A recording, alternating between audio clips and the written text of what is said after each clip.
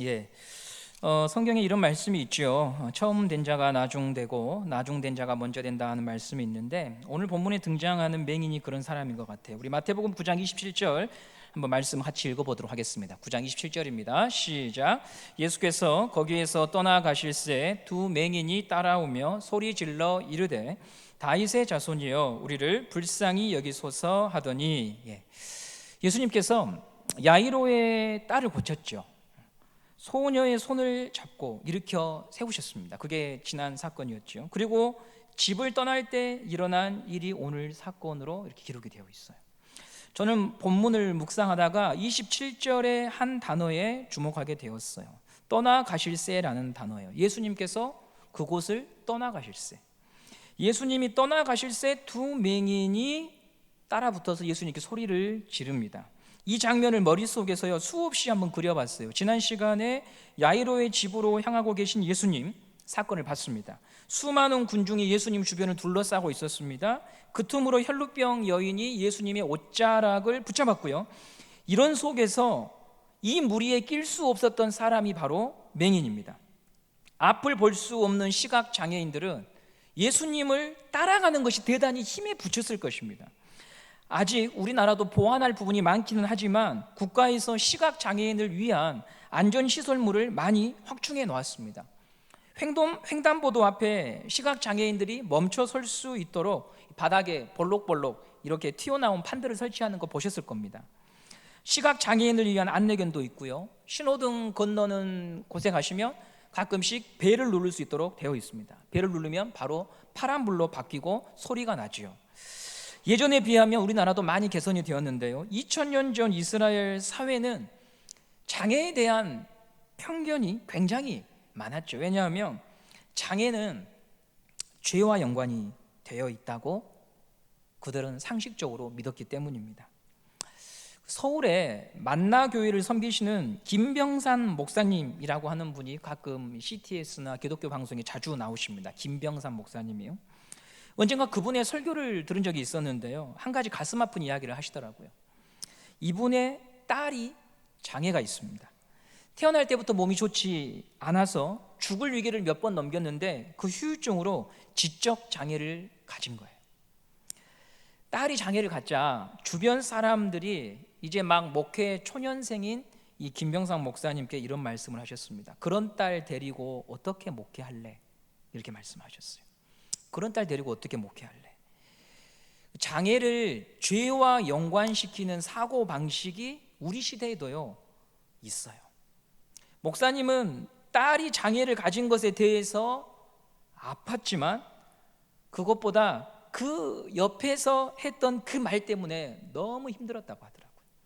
그리고 무너진 가슴을 안고 유학을 가셨다는 제가 이야기를 들었습니다. 지금은 이제 한국에 오셔서 아버님이 담임하시던 교회를 물려받으셔서 그분이 목회를 하고 있습니다. 한국 사회에서 장애를 안고 살아간다는 거 힘겨운 문제입니다.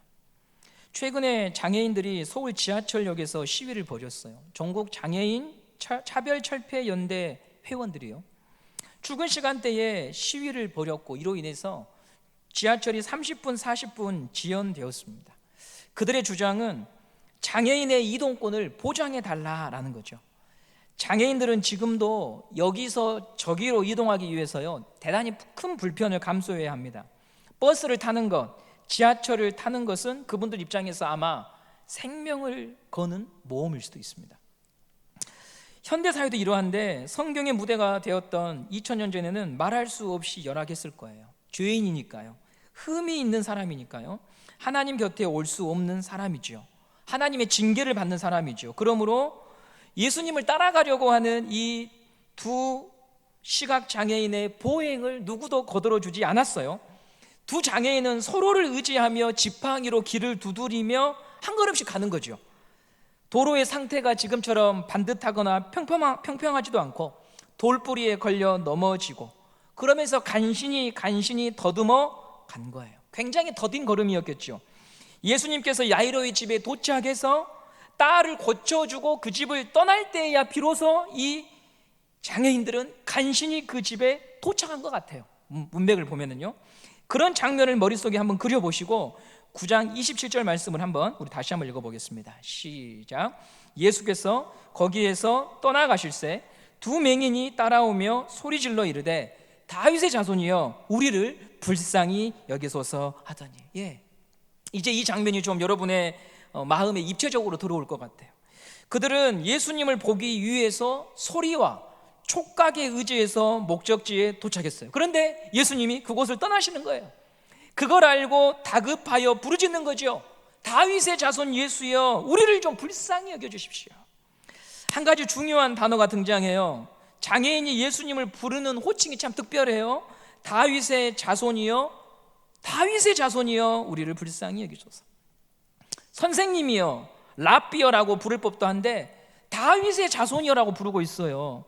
이 표현은 구약에서 예언한 메시아를 칭하는 표현입니다. 두 맹인은 예수님을 용한 명이나 고매한 인격을 가진 랍비로 생각한 것이 아니라 구약에서 선지자들이 바라본 메시아로 믿었던 거예요. 그러니 참 놀라운 장면입니다.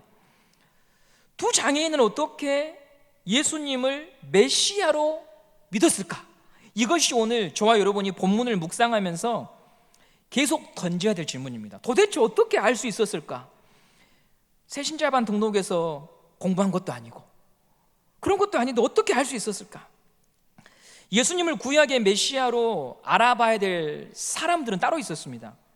바로 우리처럼 성전에 자주 출입하고 또 율법을 가르치는 종교 지도자들, 구약 성경을 필사한 서기관들, 율법의 규정을 하나하나 지키기 위해 혼신의 힘을 다하는 바리새인들, 그런 사람들이 누구보다 메시아에 대하여서 많이 알고 있는 사람이기에 예수님이 다윗의 자손이다라고 하는 것을 누구보다 먼저 불렀어야 했죠. 그런데 사복음서에 비춰진 이들의 모습을 보면은요, 예상과 전혀 다릅니다. 먼저 마태복음 12장 14절에 이런 표현이 나옵니다. 마태복음 12장 14절입니다. 읽어보겠습니다. 시작. 바리새인들이 나가서 어떻게 하여 예수를 죽일까 의논하거늘. 몇 장만 뒤로 가면 바리새인들은 예수님을 죽이기 위하여 힘을 씁니다. 마태복음 16장 1절입니다. 16장 1절 말씀 보도록 하겠습니다. 시작. 바리새인과 사두개인들이 와서 예수를 시험하여 하늘로부터 오는 표적을 구하니. 예수 그리스도를 시험합니다.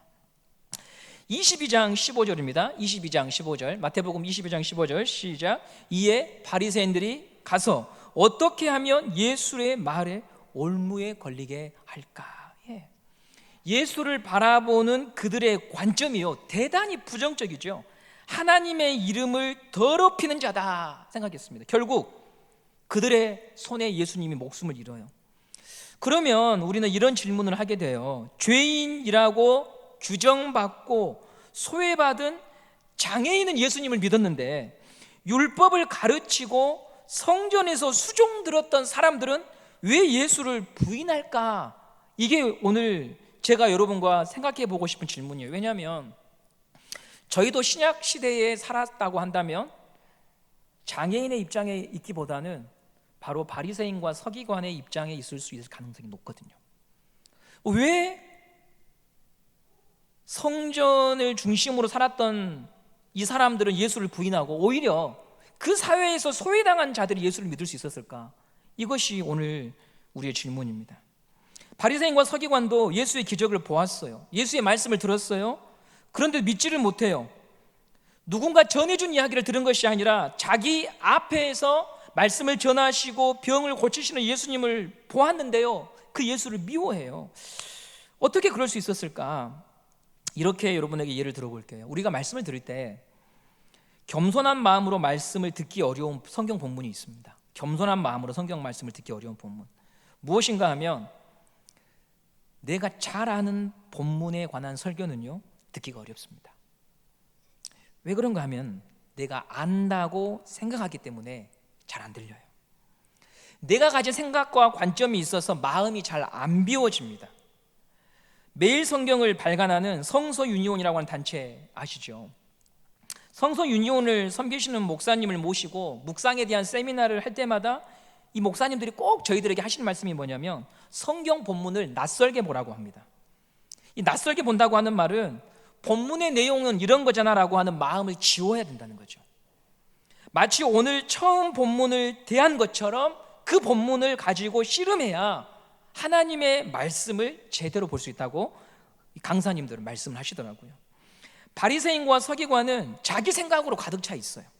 그래서 예수의 말씀과 가르침을 받아들일 공간이 없어요. 마음이 꽉 차 있거든요. 반면에 장애인들은 어떻습니까? 그들의 마음 자세는 나는 할 수 없습니다. 나는 도움이 필요합니다. 나는 은혜가 필요하다라고 하는 마음으로 주님 앞에 서 있는 거죠. 비가 오는 날 교회 주차장에 가시면 빗물이 주차장 한가운데로 흘러가는 거 보실 수 있을 겁니다. 다세대 주택 쪽에서 지웰 아파트 쪽으로 물이 흘러가거든요. 사찰 집사님께서 고랑을 파놓으셔서 물이 잘 배수되도록 조치를 취해 놓으셨어요. 물이 흘러갈 때 원리가 있죠. 위에서 아래로 흐릅니다. 높은 곳에서 낮은 곳으로 물이 흐릅니다. 은혜도 동일해요. 낮아진 마음에 은혜가 머물릅니다. 높은 마음, 꽉 채워진 마음에 하나님의 은혜가 머물지 못해요. 동남아시아 단기 선교를 갔을 때 기억에 남는 장면이요, 그곳은 수도시설이 열악해가지고 상수도 하수도 이런 구분이 없더라고요. 집 앞 하천에다가 오물을 버리고 또 그 물에서 설거지하고 빨래하고 그런 곳이 굉장히 많아요. 상수도 시설이 잘 되어 있지 않다 보니까 빗물을 받아서 사용하는 경우가 많아요. 비가 올 때 빗물을 받기 위해 세수대야 통 이런 것들을 줄줄이 꺼내어서 빗물을 다 채웁니다. 받아냅니다. 그 물을 보관해서 사용하지요. 만일 대야를 빼놨는데 뒤집어 놓으면 어떻게 될까요?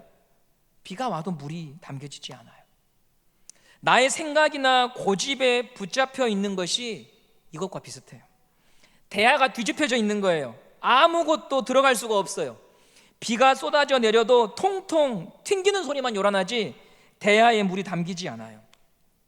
예수님이 말씀을 전하시고 기적을 행하실 때 집중해서 예수님의 입을 바리새인도 쳐다봤고 서기관도 귀를 쫑긋하고 들었어요. 그런데 마음에 떨어지지가 않았죠. 대야가 뒤집혀져 있으니까요. 그들은 자기들이 본다고 믿었고 그래서 자기 확신 속에 빠져서 진리에 비치신 예수님을 받아들이지 못했던 것이었습니다. 그럼 나는 이 부류의 사람들과 나도 관계가 있는 사람이 아닐까? 이것을 우리가 한번 확인해 볼 필요가 있는데요, 이런 자기 확신에 빠져 사는 사람들은 특징이 하나 있어요. 그게 뭐냐면 타인에 대한 비평이나 평가를 아주 쉽게 내려요. 단정을 짓지요. 내가 확신하니까. 바리새인과 서기관들이 예수님에게 시비를 걸고 비난할 수 있었던 이유는 뭐냐면요, 확신이 있었던 거예요. 하나님의 이름을 모독하는 자다, 미치광이다, 틀렸다, 내가 안다, 내가 본다, 확신이 있기 때문에 남을 비난할 수 있고 비평할 수가 있는 거예요. 그럼 우리 주변에 성숙하고 연륜이 있는 분들은 절대로 단정짓는 말들을 잘 하지 않습니다. 삶이 단순하지 않다고 하는 것을 잘 알거든요. 내가 저 사람을 아는데 저 사람에 대해서 안다고 하는 게 틀릴 경우가 많다고 하는 게 참 많거든요. 이제 저희 아들 태양이가요, 뭔가 하나하나 배워갑니다. 단어도 알기 시작하고요, 뭐 사춘기 책도 읽기 시작하고요, 막 하나하나 배워가요. 책도 보고 학교에서 하나씩 알아요. 그래서 아빠 그게 뭔지 알아? 이건 그래서 그런 거야 라고 확신을 하면서 저한테 자랑을 해요. 답이 아닐 때가 종종 있어요. 답이 아닐 때가. 우리도 이런 부분에 있어서 좀 생각해 볼 필요가 있는 거죠. 왜냐하면 자기 확신으로 인해서 주님의 말씀조차 귀 기울이지 않을 수 있거든요. 예수님은 자기 확신에 갇혀있는 바리새인들을 향해서 이렇게 말씀하십니다. 마태복음 23장 26절 말씀을 보도록 하겠습니다. 23장 26절입니다. 시작. 눈먼 바리새인이여, 너는 먼저 안을 깨끗이 하라. 그리하면 겉도 깨끗하리라. 제가 주목하여 본 단어는요, 바리새인들을 향해서 예수님이 뭐라고 말하냐면 맹인아라고 말씀하는 거예요. 눈이 멀었다, 너가 소경이잖아. 내가 본다, 내가 안다라고 말하는 사람들을 향하여 예수님이 뭐라고 하냐면 네 소경이잖아 라고 말을 하고 있다는 거죠. 내가 본다, 내가 안다고 확신하니까 너가 정말 보아야 할 것을 보지 못하고 있다. 육신의 눈은 떠졌지만 영의 눈이 감겨 있다. 그리고 너의 그러한 자신감이 빛이신 예수 그리스도를 밀어내고 있다. 하나님의 아들을 거절하고 있다. 예수님이 그 말씀하고 있는 거예요. 내가 다 알고 있다고 여기면 예수님의 은혜를 구하지 않습니다. 예수님의 도움을 구하지 않습니다. 자기 확신과 생각으로 모든 일을 추진하게 되지요. 이런 확신이 위험한 이유는 내가 어떤 처지에 있는가를 보지 못하게 합니다. 그래서 이 본문에 대한 설교를 하면서 사사기에 대해서 좀 더 제 마음에 많이 그려졌어요. 사사기가 왜 혼란스러웠어요? 자기 확신에 가득 찬 사람들의 이야기잖아요. 그러니까 소견에 오른 대로 가는 거예요. 어떤 하나님의 말씀을 기다리거나 하나님이 우리에게 답을 해주실 것을 잠잠히 기다린 것이 아니고 각자 자기 생각과 경험에 오른 대로 다 말하고 가버린 거예요. 그래서 그럼 어떻게 됩니까? 서로 죽이고 서로 갈등하다가 자멸하는 것이잖아요. 학교에서 근무하는 우리 선생님들의 이야기를 제가 들어보면 정말 고달프다고 하더라고요. 예. 학교에서 교직을 하고 있는 게 너무너무 힘들대요. 왜 힘드냐면 부모님들 때문에. 그러면 부모님들이 어떻게 힘들게 하느냐? 이런 것 같아요. 다 자기 자식이 최고인 거예요. 그러니까 교육이 안 돼. 선생님이 훈계해도 싫어. 내 자식에 대한 확신 때문에 아무의 이야기도 들리지 않는 거예요. 내 자신의 자기 자신의 교육 방식에 확신을 가진 부모들만 모이면 그 학교는 여러분 망합니다. 교육이 망하는 거죠. 우리가 신앙 훈련을 받고 있는 이 교회 공동체 안에서도 우리를 위협하는 것 중에 하나는 뭐냐면 많이 안다고 생각하는, 내가 맞다고 생각하는 그 마음이 우리를 병들게 할 수 있는 거예요. 택시를 타다 보면, 요즘은 이제 저도 자차가 있으니까 택시를 많이 타지는 않는데요, 택시를 타다 보면 기사님께서 출발할 때부터 내릴 때까지 정치에 관한 이야기 하시는 분들 많지요. 예. 대통령, 여당, 야당, 국무총리, 장관 할 것 없이 그분 앞에서는 살아남을 수가 없어요. 네. 그분을 국회로 보내야 되는데 정치인들은 다 도둑놈들이다, 양심이 없다, 지들만 생각한다, 흥분해가지고 막 말씀하셔요. 이런 신랄한 비판을 할 수 있었던 것은 자기 안에 확신이 있는 거죠. 저런 놈들은 나쁜 놈이야, 쇠고랑 차야 돼, 확신하는 거예요. 그래서 비난을 하시는 건데 참 재밌는 게 있어요. 이 정의와 바른 세상을 외치는 이 백마탄 기사님께서 저한테 막 신랄하게 비난을 하시면서 신호위반과 과속을 해요. 교통법규를 지키지 않고 안전운행을 하시는 분들을 위협하면서 운전한다는 거예요. 그게 바로 우리 모습이에요. 나를 못 봐. 나 역시도 고쳐져야 되고 돌이켜야 되는 죄인이라고 하는 것을 못 봐요. 나도 누군가에게 손가락질 받는 사람이라고 하는 것을 못 봐요. 필시 그 택시를 타고 있는 동안 그 도로를 달리고 있는 누군가는요, 그 택시기사를 향해서 저렇게 운전하니까 안 된다고 하는 분들이 옆에 계실 겁니다. 영적인 소경인 거예요, 우리는. 예수님 입장에서 소경은 어떤 사람들이냐? 나는 본다고 말하는 사람들이었어요. 나는 안다고 생각하는 사람들이었어요. 너는 왜 그러냐고 비난하는 사람들이 바로 예수님이 보실 때는 소경이었어요. 그들은 의사이신 예수님을 필요로 하지 않아요. 왜? 나는 알고 있고 나는 보고 있고 내가 맞으니까. 그런데 예수님은요, 이걸 뭐라고 말하냐면요, 죄라고 말합니다. 죄라고 하는 게 다른 게 아니에요. 예수님이 규정한 게 죄예요. 요한복음 9장 41절 말씀을 한번 보도록 하겠습니다. 요한복음 9장 41절입니다. 시작. 예수께서 이르시되 너희가 맹인이 되었더라면 죄가 없으려니와 본다고 하니 너희 죄가 그대로 있느니라. 요한복음 9장은 날 때부터 그 맹인된 자가 예수님께 고침받는 곳이잖아요. 예수님께서 이를 고쳐주는데 바리새인과 서기관들이 또 엄청 비난하죠. 그 마지막 구절에 이 말씀이 있어요. 너희들은 본다고 말하는데 내가 볼 때는 너희들이 맹인이고 죄인이다. 본다고 말하니까 너희들은 죄인이다. 다 알고 있다고 말하는 너희들은 죄인이다. 오히려 저는 못 봐요, 주님. 제 눈을 좀 열어주세요. 저에게 구원을 베풀어 주세요. 그 자가 하나님의 백성이다. 오늘 우리는 어떤 마음으로 서야 할까요? 본문에 등장하는 장애인들은요, 간절했어요. 한 방울의 물이 필요했어요. 누가복음에 거지 나사로 이야기 나오잖아요. 너무 배가 고파요. 죽을 것 같아요. 부잣집 대문 앞을 기웃거리는 이유가 뭐겠어요? 쌀 한 톨이라도 얻어먹으려고, 뭐라도 좋으니까 하나라도 얻어먹기 위하여서 그 부잣집 앞을 기웃거리다가 죽었죠. 그 마음이 가난한 마음인 거죠. 쌀 한 톨, 물 한 방울이라도 좋으니까 주님, 저는 주님에게 나왔습니다. 오늘 우리가 가져야 될 마음이고, 주님이 기다리고 계시는 마음이고, 주님이 은혜를 베푸시는 마음인 줄 믿습니다. 주님이 나를 도와주셔야 합니다. 주님, 제 힘으로는 할 수 없습니다. 그 마음으로 주님을 찾고 구하는 저와 여러분이 되기를 간절히 소망합니다. 내 영혼이 갈급하고 가난할 때 어떤 현상이 나타날까요? 주님을 향하여 부르짖어요. 마태복음 9장 27절 우리 다시 한번 읽어보겠습니다. 9장 27절입니다. 시작. 예수께서 거기에서 떠나가실새 두 맹인이 따라오며 소리질러 이르되 다윗의 자손이여 우리를 불쌍히 여기소서 하더니, 맹인이 어떻게 합니까? 소리를 질렀다. 속삭이지 않지요. 예수님을 향해서 간청하지요. 간절히 부르짖지요. 주여 우리를 불쌍히 여겨 주십시오. 왜냐하면 신뢰하고 믿으니까. 그런데요, 제가 이 설교문 작성하다가 한 가지 엉뚱한 생각이 났어요. 오늘 이 사건 전에 등장한 사건이 혈루병 여인이었잖아요. 근데 지난 시간에 혈루병 여인을 보면 부르짖지 않았어요. 조용히 예수님께 오잖아요. 아니, 간절하면 부르짖는다고 설교를 해야 되는데 혈루병 여인을 생각하니까 부르짖지 않았어요. 어떻게 해석해야 되지? 그녀는 목소리로 부르짖지 않았지만 수많은 무리를 비집고 들어가서 예수님의 옷자락에 손 닿기를 원했던 그 안에 간절함이 있는 거예요.